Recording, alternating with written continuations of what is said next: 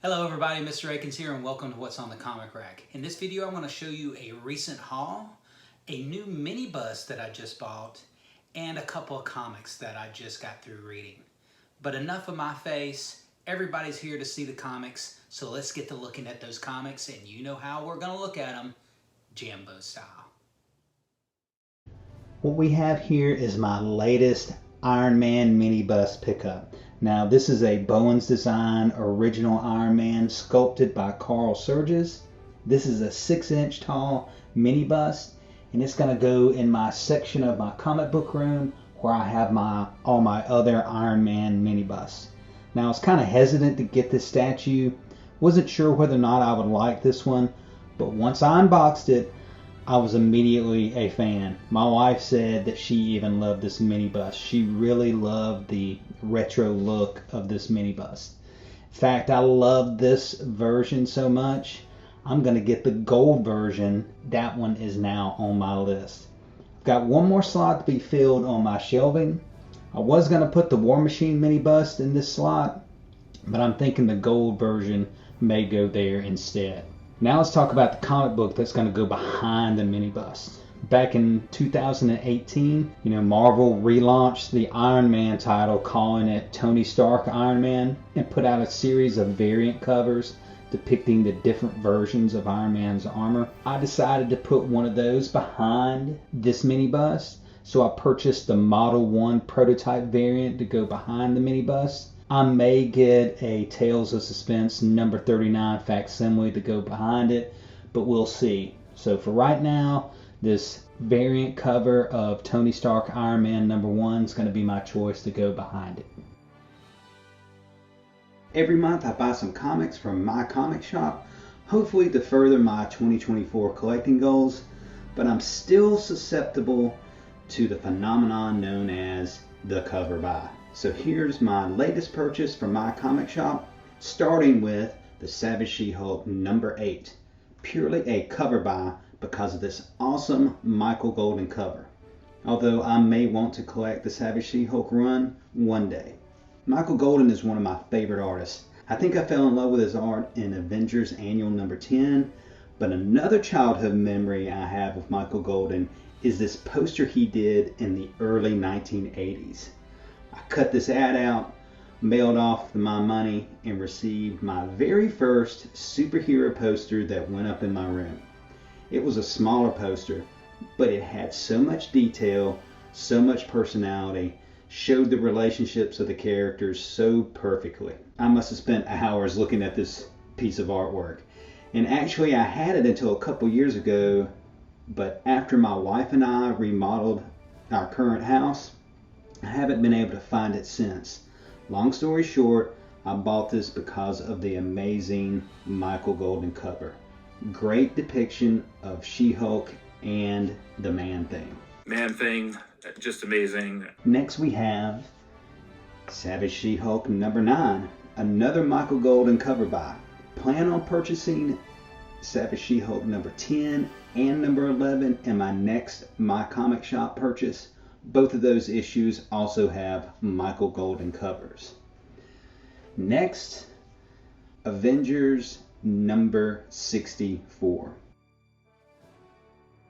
These next comics are going to be some upgrades. Comics that were in really bad shape. So we've got Avengers number 64 here. You keep using that word. I don't think it means what you think it means.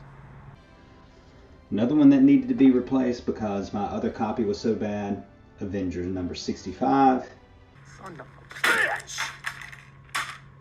You say your name right now. Avengers number 64 here. Say it right. Avengers number 65. Correctly. Avengers number 64 here. Right. Avengers number 65. Right. And Avengers number 166. That's better. Thank you. All these issues were written by Jim Shooter and drawn by John Byrne. He said that 9 doesn't mean anything to me. Speaking of John Byrne, we've got Iron Fist number 8, written by Chris Claremont and drawn by John Byrne. Now this is a very special John Byrne issue in my collection because this is the first appearance of John Byrne in comics.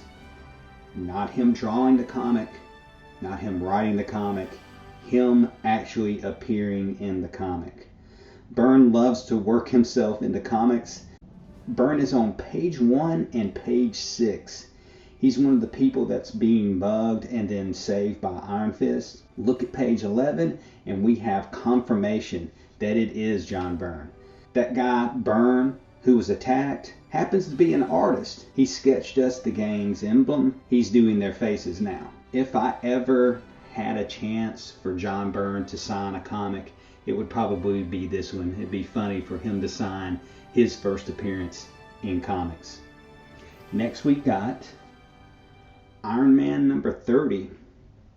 We're going to start off this 5-issue Iron Man haul with this one right here. They call him the Monster of Death, and once I read this issue, I'll figure out why. Next, Iron Man number 31. Sal Buscema cover. First appearance of Kevin O'Brien as the original guardsman. Next we've got Iron Man number 33. Another Sal Buscema cover. First appearance of Spymaster. I love covers that entice the buyer by giving them a preview of what to expect inside. I love this part right here where it says, "I'm through pulling your chestnuts out of the fire, Stark. Iron Man's cutting out."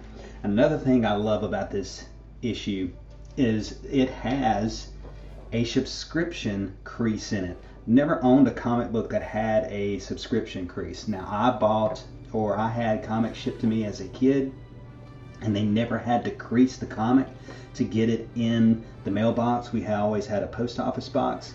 So I think it's actually kind of neat that this is my first comic that has a subscription crease. Very, very cool.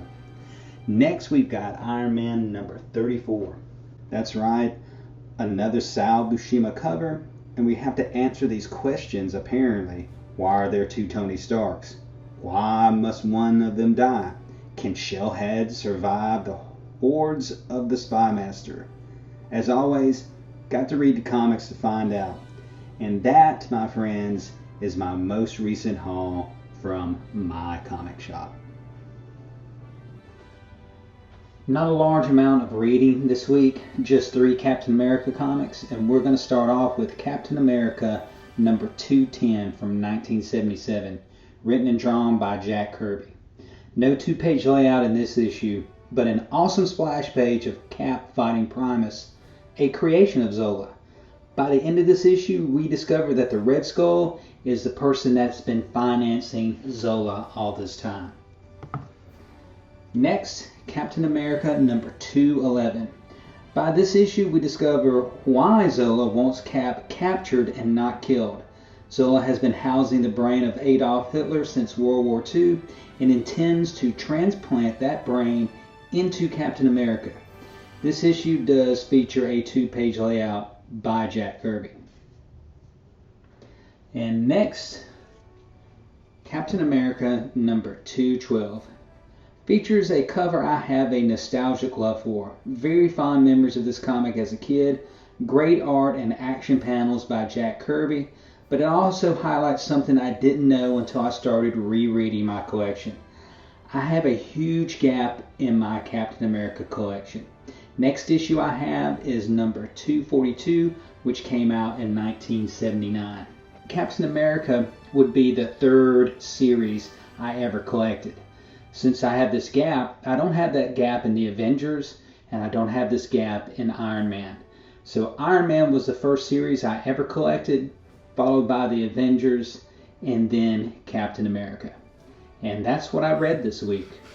Really small reading list this week, only 3 comics. I've also been toying around with presenting what I read in a different way. I know I've been getting a lot of positive feedback by showing what's inside the comics. I really love seeing what's inside, not only the cover, but exactly what you're going to get on the inside. So look for some maybe new ways of me presenting what I'm reading. And until that time, we'll see you around the comic rack.